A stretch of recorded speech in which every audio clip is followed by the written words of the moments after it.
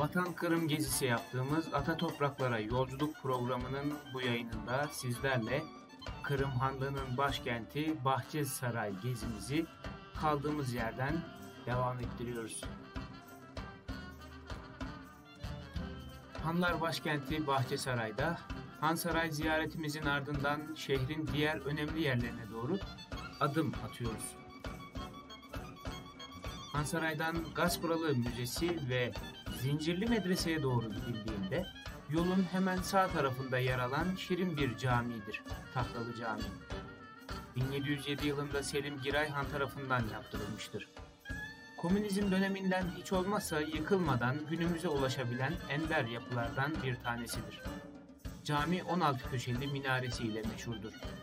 Konumu itibariyle Bahçesaray'ın hemen hemen her noktasından görülebilir. Başlangıçta taş bloklar ve yığma duvarlarla kapatılan ahşap plakalar ile inşa edilmiştir. Caminin çatısı kil çinilerle kaplıdır.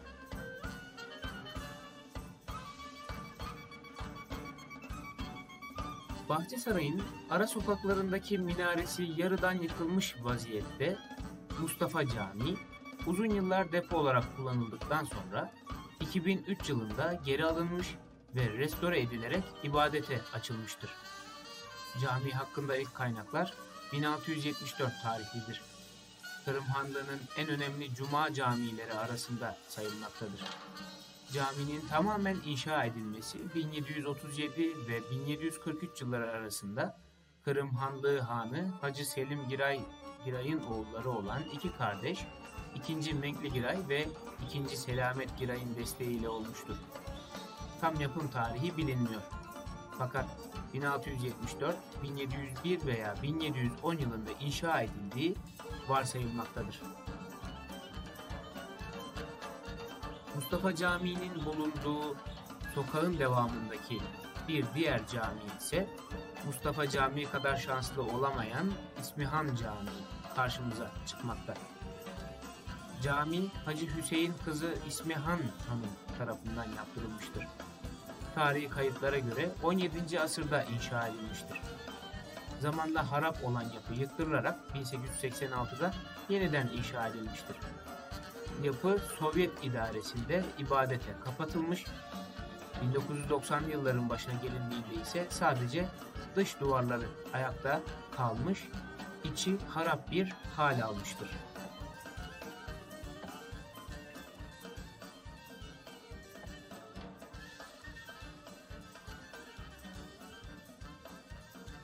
Kentin bir diğer önemli durağı İsmail Gaspıralı Bey Müzesi. Hansaray'dan Zincirli Medrese'ye giderken Tahtalı Camii'ni 150 metre kadar geçtikten sonra yolun sol tarafında yer almaktadır. Taş binanın giriş katı idari bölüm ve depolar, ikinci katında ise müze yer almaktadır. İsmail Bey Gaspıralı'nın hayatı boyunca dilde, fikirde, işte birlik şiarı etrafında yürüttüğü çalışmalar neticesinde Türk dünyasında aydınlanma hareketini başlatmış ve sağlam temeller üzerinde ilerlemesinin fikri altyapısını oluşturmuştur. Bu bağlamda çeşitli kitaplar yayınlanmış, gazete ve dergiler çıkarılmış ve özellikle Tercüman Gazetesi'nin Türk dünyasının genelinde okunabilmesi için o dönem şartlarında muazzam bir dağıtım ağı kurulmuştur. İşte ilk baskısını 22 Nisan 1883'te yapan Tercüman Gazetesi'nin basıldığı matbaa binası, günümüzde İsmail Bey Gaspıralı Müzesi olarak faaliyet göstermektedir. Işığını bütün Türk ve İslam dünyasına yayan bu gazetenin basıldığı yer artık Gaspıralı Müzesi olmuş, ziyaretçilerini beklemektedir.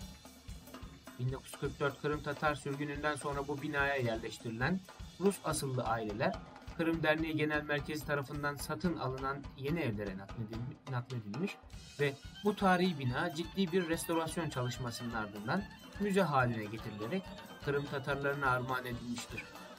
Müzenin dışarıdan görünüşü başarılı bir restorasyon çalışmasının yapıldığını da açıkça göstermektedir. Bu haliyle bina özellikle Türkiye'den gelen turistlerin ilgisini çekmektedir. Şehirdeki önemli bir başka yer olan Zincirli Medrese, Bahçesaray Salacık'taki Kırım Tatarlarının önemli mimari eserlerinden biridir. Doğu Avrupa'daki en eski eğitim kurumlarından biri olan Zincirli Medrese, tek giriş yeri olan dar bir kapı üzerindeki kitabeye göre 1. Mengli Han tarafından 1500 yılında yaptırılmıştır. Avrupa'nın ortaçağ taassubu içerisinde insanları diri diri yaktığı asırlarda ilim irfan öğrenilsin diye inşa edilen bir yapıdır Zincirli Medrese. Kırım Hanı 1. Mengli Han, medresenin inşasında bizzat kum taşımak suretiyle çalışmış ve inşaat bittikten sonra da ilmin önünde her kim olursa olsun eğilmek gerek diyerek medresenin tek giriş yerine zincir çektirmiştir. Kırım hanlarının ilme verdikleri önem ve saygının göstergesi bu zincir, medresenin isim olarak kalmış ve büyük bir İslam üniversitesi sıfatıyla Zincirli Medrese, Kırım sınırlarının dışındaki Müslüman memleketlerde de büyük nam ve ün kazanmıştır. Medrese kapısında asılı bu zincir, geçmişte olduğu gibi bugün de ilmin önünde eğilmek gerektiğini hatırlatmaktadır. Zincirli Medrese'de Arap filolojisi, mantık, felsefe, hitabet, hukuk, matematik, astronomi ve diğer ilimler tahsil ediliyordu. Kırım Hanlığı'nın kültür hayatında ve bilginlerin yetişmesinde önemli bir rol alan medresede İsmail Bey Gaspralı da hocalık yapmış ve medresenin ıslahı için çalışmıştır. Binanın planı kare şeklindedir. 30 küçük odası vardır. Anadolu medreselerinin bir benzeri olmakla birlikte farklı tarafları da bulunmaktadır. Çok fazla küçülmüş ve ikiye bölünmüş olan avlu revaklar ile çevrilidir. Anadolu medreselerinde ise kubbeli revak görülmez. 10 adet revak kubbesinden biri girişin hemen önünde olup bunun altından geçilerek avluya girilmektedir. Arka arkaya iki kare bölümden oluşan uzun dikdörtgen avlu etrafındaki kesme taştan örülmüş kare planlı 6 paye, hafif sivri kemerler ile revak kubbeleri taşımaktadır. Diğer bir fark da medresede eyvan bulunmayışıdır. Revak kubbelerinin arkasında 3 tarafta beşik tonoz ile örtülü medrese odaları ve dershaneler sıralanmıştır. Giriş tarafındaki 3 revak cephe duvarına dayanmaktadır. Revak kubbeleri basık olup dıştan az belirlidir. Avlunun arka bölümünde revak kubbesinin kemeri altında bir kuyu ile bağlantısı olan küçük bir şadırvan vardır. Zincirli Medrese 1917 yılında Bolşevik ihtilalinden sonra tıp okulu olmuştur. 1939'da ise komünistler tarafından çıkarılan bir kararla Mengli Han'dan sonra gelen hanlar ve İsmail Bey Gaspralı döneminde medreseye ek olarak yaptırılan binalar akıl hastanesi yapılmış, medreseye ait olan bina ise depo olmuştur. 1995 yılında medresenin gözetimi tekrar Kırım Tatarlarına geri verilmiştir. 1997 yılında Zincirli Medrese'nin restorasyonu ve tarihi eğitim işleyişinin yeniden kazandırılması amacıyla Zincirli Medrese Vakfı kurulmuştur.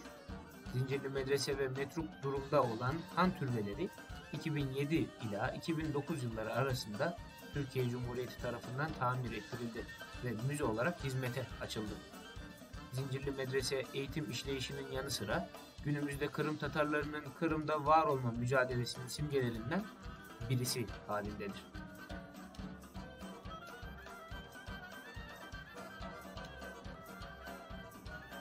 Hacı Giray Han Türbesi'nin hemen yanında büyük fikir adamı, gazeteci ve yazar İsmail Bey Gaspralı tarafından yaptırılan 2 katlı Usulü Cedid Mektebi yer almaktadır. Kırım ve Türk dünyasının aydınlanmasında kurduğu Batı tarzı eğitimi veren Usulü Cedid mektepleri ile büyük bir çığır açan Gaspralı bu okulun inşasında bizzat çalışmıştır. Daha birkaç yıl öncesine kadar akıl hastanesinin binalarından biri olarak kullanılan mektep, bütün binalar boşaltılıp bu tarihi bölge Kırım Tatarlarına iade edildikten sonra İsmail Bey Gaspralı'nın 150. doğum yılı kutlamaları çerçevesinde restore edilmiştir. Bu binanın da yeniden Kırım Tatar Milli Mektebi olarak faaliyete geçirilmesi çalışılmaktadır. Türbe Mektebi'nin tam karşısında İsmail Bey Gaspralı'nın kabri yer almaktadır. 11 Eylül 1914'te ölümüne mütakip bahçeye defnedilen Gaspran'ın mezarı, komünizm döneminin yıkımından nasibini fazlasıyla almıştır. Mezar 1944 sürgününün ardından tahrip edilmiş ve 1970'lerde tamamen ortadan kaldırılmıştır. Şehrin bir başka önemli noktası Święto-Uspenskie Mağara Manastırı, Çufut Kale'nin eteklerinde kaleye çıkış yolu üzerinde yer alan bir önemli yer daha. Han Sarayı'nın biraz aşağısındaki kompleks içinde sarp kayalıklar içerisinde Rumlar tarafından vadinin kireç taşı duvarları oyularak inşa edilmiş 8. yüzyıldan kalma bir Ortodoks manastırıdır. 15. yüzyılda yapıldığı da söylenir. Vaktiyle Trabzon'daki Sümele Manastırı'na bağlı olarak faaliyet gösteren bu manastıra özellikle 2000 senesinden beri Rusya tarafından milyonlarca dolarlık yardım yapılmış, manastır restore edilerek çevresi de düzenlenmiştir. Ruslar Kırım'daki kendileri tarafından yapılmayan bu tip tarihi yapıları büyük paralar harcayarak restore ettirmekte ve bu dini yapıların Ruslara ait olduğunun propagandasını yapmaktadır. Bahçesaray yakınlarındaki bu yüksek kayalıklar rüzgar ve yağmur gibi doğal nedenlerden dolayı sürekli aşınmaktadır. Bunun sonucunda oluşan mağaralar hayvanlar ve insanlar için doğal bir sığınak görevi görmektedirler. Şehrin önemli bir başka yeri de 8. ila 19. yüzyıllar arasında yerleşime açık kalmış Ortaçağ Kalesi ve mağara kenti olan Çufut Kale'dir. Bahçesaray'ın bulunduğu dar vadinin doğu yönündeki Zincirli Medrese'den yukarı bakıldığında üzerinde Çufut Kale'nin de yer aldığı büyük kaya kütlesi ile karşılaşılır. Çufut Kale ya da Çufut Kale görülmeye değer, günümüze kadar ulaşılabilmiş bir ortaçağ mağara kasabasıdır. Kalenin doğu duvarı da hala ayakta kalabilmiş durumdadır. Bahçesaray civarındaki kireç taşından kayalıklarda doğal aşınımlarla oluşan mağaralarda Neolitik çağdan beri birçok milletten insanlar yaşamıştır. Yahudi Kalesi de denen Çufut Kale'de bu Sarp Vadi'nin dik kayalıklarına inşa edilmiştir. Çufut Kale'deki mağaraların her yere çıkışları vardır. Bu mağaralar barış zamanı depolama, savaş zamanı saklanma amaçlı kullanılmıştır. Savunma amaçlı güçlü istihkamları, kuleleri, mağaraları, zapt edilmez duvarları, doğal engelleri ve uçurumları vardır. Doğudan gelen tehlikelere karşı halk verimli ve uygun vadiler yerine bu mağarada yaşamışlardır. Mağaralarda keşişlerin yaşadığı hücreler, çile odaları, yeraltı mezarları, tapınaklar ve zirai amaçlı binalar yer almaktadır. Çufut Kale, Hazar Türkleri döneminde 8. yüzyılda yapılmıştır. En erken referanslar kasabanın bir Bizans ileri karakolu olduğunu gösterir. 1299'da Tatarlar tarafından ele geçirilmiştir. Cenevizliler tarafından Kotmay olarak adlandırılan Çufut Kale'ye Altın Orda orduları tarafından fethedildikten sonra Gevherkermen adı verilmiştir. Yine bazı kaynaklarda buranın ismi Çift Kale olarak geçmektedir. Çufut Kale'de binalar birbirine paralel iki cadde üzerine yerleştirilmiştir. Haray Türklerinin Kenesa dediği ve 14. ile 18. yüzyılda inşa edilmiş, günümüzde kısmen restore edildi 2 adet ibadethane, kalenin vadiye bakan Sarp tarafında vadinin başındaki platoda yer almaktadır. Kalede Haray Türklerinin yaptığı eserlerin dışında başka eserler de bulunmaktadır. Özbek Han'dan sonra tahta çıkan Altın Orda Hanı Canıbek Han tarafından 1340'larda yaptırılan ve Kırım Hanı Hacı Giray Han tarafından tamir ettirilen Canıbek Han Camii günümüzde Arap bir vaziyettedir. Çufut Kale'deki bir diğer tarihi eser olan Hanike Han'ın türbesi ise nispeten iyi durumdadır. Altın Orda Hanı Toktamış Han'ın kızı olan ve Kırım genelinde oldukça etkin bir konumda bulunan Hanike Han'ın vefat ettiğinde kendisi için 1437 yılında bu türbe inşa edilmiştir. 6 ila 12. yüzyılda tarihlenen kalenin içinde Han ailesine ait başka türbeler de bulunmaktadır. Kırım'ın Ruslar tarafından işgal edilmesinin ve Karayların Bahçesarayı ile diğer şehirlerde yerleşeceklerinin ilanının ardından 19. yüzyılın ortalarından itibaren yavaş yavaş terk edilmeye başlanmış, özellikle 1920'den sonra ise tamamen boşaltılmıştır. Kırım Hanlığı'nın kuruluşundan önceki döneme ait çeşitli tarihi eserler, türbeler ve benzeri Bahçesaray'ın hemen yanındaki Eskiyurt denilen köyde bulunmaktadır. Evliya Çelebi burayı 350 haneli mamur bir köy olduğunu ve 3 adet türbenin bulunduğunu belirtmekteydi. Eskiyurt'taki 2 türbe Kırım Hanlığı kurulmadan ve Bahçesaray başkent olmadan önceki senelerde yapılmışlardır. Üzerlerinde kitabı bulunmadığı için kesin bir tarih verilememektedir.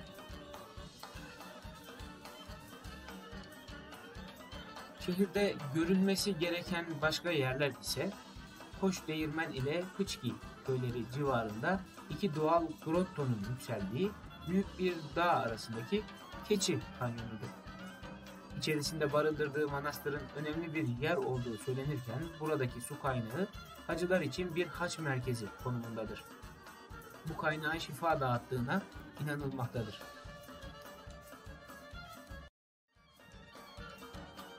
Bunun haricinde şehirde Süren Kalesi, Tepekermen ve Kızkermen mağara kentleri, Bakla mağara kenti, Eski Kermen mağara kenti ile Şuldan ve Çelter Manastır harabeleri ziyaret edilebilecek yerler arasında yer almaktadır.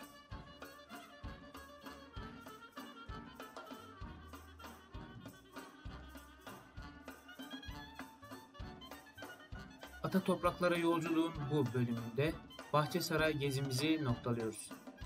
Bir sonraki yayınımızda yeni bir şehri daha gezmeye, tanımaya devam edeceğiz. Bir sonraki yayınımızda görüşmek üzere. Sağlıkla kalınız.